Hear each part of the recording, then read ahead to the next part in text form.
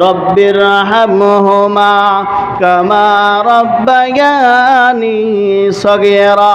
আল্লাহ পাক রব্বুল আলামিন বলেন, যখন কোন সন্তান মা বাবার রূহের মাগফিরাতের জন্য আমি আল্লাহর দরবারে দোয়া করে, আমি আল্লাহ পাক রব্বুল আলামিন বলে দিলাম, ওই সন্তান যখন দুটি চোখের পানি ছেড়ে দিয়ে যখন মায়ের জন্য রব্বিরহামহুমা কামা রব্বায়ানি সগীরা বলে দোয়া করে, ওই চোখের পানি নাকের দুগায় আসার আগেই আমি আল্লাহ পাক রব্বুল আলামিন তার মা বাবার কবর আযাবকে কিয়ামত পর্যন্ত মাফ করে দেয়।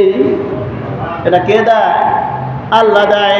এজন্য আল্লাহ পাক রব্বুল আলামিন বলেন, উদউনি আস্তাজিব লাকুম। দুনিয়ার জমিনে মা তোকে ভালোবাসলো, কিন্তু দুনিয়ার মধ্যে সর্বশ্রেষ্ঠ সব থেকে বেশি ভালোবাসি আমি।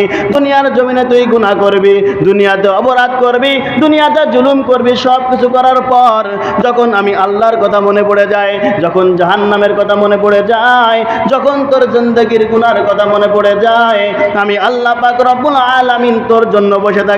উদউনি আস্তাজিব লাকুম।